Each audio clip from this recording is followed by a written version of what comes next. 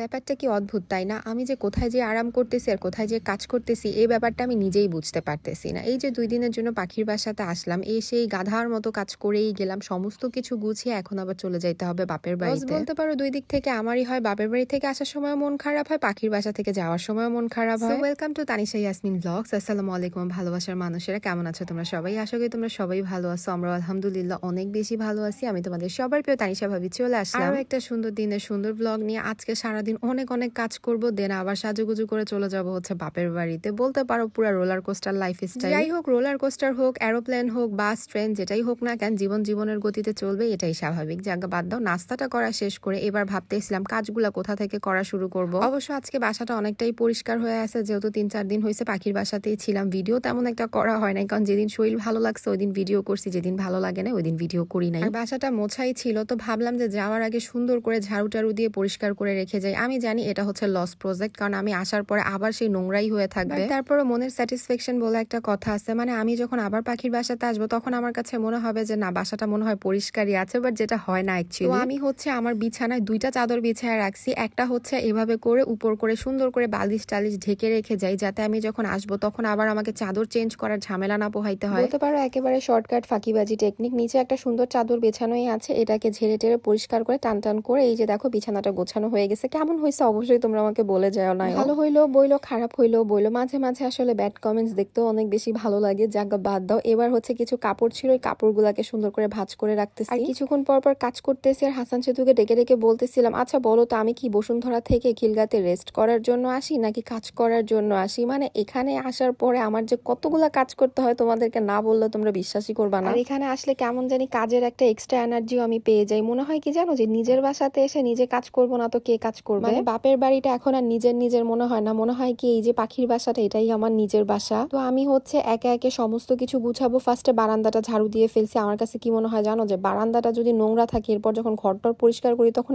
আবার নোংরা হয়ে যায়। কিছু থালা বাসনও ধুয়ে রাখছিলাম, ওই থালা বাসনগুলো সুন্দর করে গুছায় রেখে যাইতেছি। এরপর একবারে চলে যাব ঘরে যে এবার সুন্দর করে ঘরটাকে ঝাড়ু দিব। আর একটা দুঃখের বিষয় কি জানো, এতদিন আমি আমার বাসাতে একটা ইঁদুরও দেখি নাই, বাট এবার জানি কোথা থেকে একটা ইঁদুর আমি দেখলাম। আর এই ইঁদুরটা দেখার পরে আমার মনের মধ্যে যে কি পরিমাণ একটা অশান্তি কাজ করতেছে। আর আমি কিছুক্ষণ পর পর ইঁদুরটার সাথে কথা বলতেছিলাম যে তোমার কেন আসতে হবে, আমি যে বাসাটাকে খালি রেখে যাই আমার তো মনের মধ্যে কোনো প্রকার টেনশন কাজ করে না, বাট এই যে তোমাকে এখন দেখলাম, এখন তো আমার মনের মধ্যে সারাদিনে একটা টেনশন কাজ করতে থাকবে। তাই আর কি সমস্ত কিছু একটু নেড়ে চেড়ে গুছায় রেখে যাইতেছিলাম। এত কিছু কি আসলে এভাবে করে গোছানো সম্ভব? আমি আসলে বুঝতেছি না যে কি করবো। জায়গা আজকের মতো পাখির বাসার সমস্ত কাজ শেষ হয়ে গেছে। তো ফার্স্টে ভাবছিলাম যে গোসলটা বসুন্ধরাতে যেই করবো, পরে মনে হলো না, গোসলটা এখান থেকেই করে যাই। গোসল এখান থেকে করলেও লাঞ্চ কিন্তু আমাকে করতে হবে বসুন্ধরাতে। যে আমার আম্মা আমাকে বলছে সকাল সকাল বাসায় চলে আসবা। খুব মনের দুঃখ নিয়ে আমি আমার বেডরুমটাকে টাটা বাই বাই বলতেছিলাম। আসলে আমার মধ্যে একটা মিক্সড ফিলিংস কাজ করতে থাকে। আমি যখন যেখান থেকে চলে আসি ওই জায়গার জন্য আমার একদম বেহাত মন খারাপ হইতে থাকে। দেখো আমার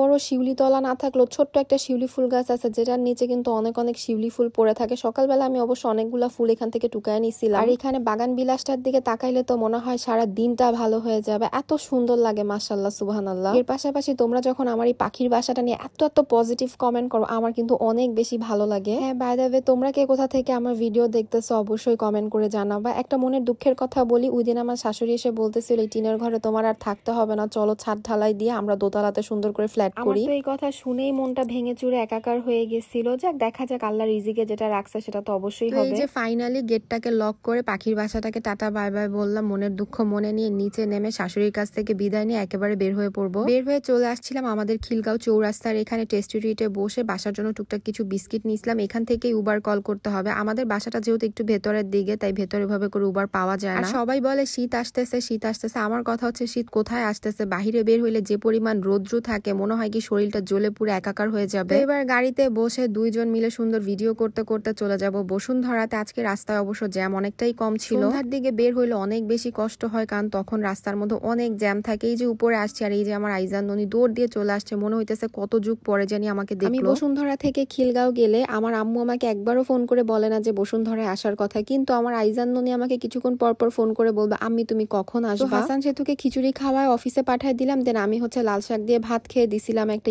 বড় ঘুম থেকে উঠে দেখলাম রান্নাঘরের থেকে অনেক সুন্দর স্মেল আসতেছিল। দৌড় দিয়ে রান্নাঘরে যেয়ে দেখলাম আমার কাজিন আকাশ হচ্ছে আমার জন্য অনেকগুলা চালতা কিনে আনছিল। ওই চালতা দিয়ে আমার আম্মু অনেক মজা করে আচার বানাইতেছে। আর এই আচার বানানোর পুরো ভিডিও পেয়ে যাবা ননি ফ্যামিলি ফ্যামিলি ব্লগসে। তো এটার জন্য অবশ্যই আমার আম্মুর ফেসবুক পেজ ননি ফ্যামিলি ব্লগসটা তোমরা কিন্তু ভিজিট করতে পারো। এর পাশাপাশি একটু ভালোবাসাও দিতে পারো তোমাদের আন্টিকে। আজকে একটা ডাউট তোমাদের ক্লিয়ার করে দিই। তোমাদের অনেকের কথা, আমার আম্মু কেন মাথার মধ্যে গামছা বেঁধে রাখে? এটা মোটেও কোনো প্রকার গামছা না, আম্মুর কাছে ভালো লাগে তাই আম্মু এভাবে করে চুলগুলা বেঁধে রাখে। আর আম্মুর একটা অ্যাক্সিডেন্ট হয়েছিল, এটার পর আম্মুর সামনে থেকে অনেকগুলা চুল কাটা পড়ে গেছিল। তো বারবার যেন ওই কাটা চুলগুলা সামনে না চলে আসে, এই কারণে আম্মু এভাবে করে মাথাটা বেঁধে রাখে। আর আম্মুকে এভাবে মাথা বেঁধে রাখলেও অনেক বেশি সুন্দর লাগে। যাই হোক, আইজান হচ্ছে কমলা নিয়ে আসার, আমি বলছিলাম আইজানের চুলগুলা মাশাল্লাহ সুন্দর লাগতেছিল, তাই আকাশ হচ্ছে চুলে থুথু দিয়ে দিতেছিল। তোমরাও কিন্তু কেউ মাশাল্লাহ বলতে ভুলো না। আর আমার হচ্ছে শীতের মধ্যে কমলা ছাড়া অন্য কোনো ফলই ভালো লাগে না। এই যে দেশি কমলাগুলা খাইতে অনেক বেশি মজা লাগে। এর মধ্যে আমার আম্মুর আচার বানানো শেষ, আর আমার আম্মু মজাদার আচার নিয়ে আসছে আমার সামনে। তো ফার্স্টে ভাবছিলাম খাবো না, এক পিস নিয়ে যখন মুখে দিয়ে দেখলাম এত বেশি মজা হয়েছে, পরে বললাম আমাকে একটা বাটিতে কয়েক পিস তুলে দিয়ে যাও। যেহেতু চালতা আমার খুবই পছন্দের একটা খাবার, তো চালতার বানানো সব খাবারই আমার কাছে ভালো লাগে। সো আম্মুকে অনেক ধন্যবাদ এত মজা করে আচার বানানোর জন্য। তোমাদেরকেও থ্যাংক ইউ ভিডিওটা দেখার জন্য। দেখা হবে সামনের ভিডিওতে। সবাই ভালো থাকো, সুস্থ থাকো। আজকের মতো আল্লাহ হাফেজ।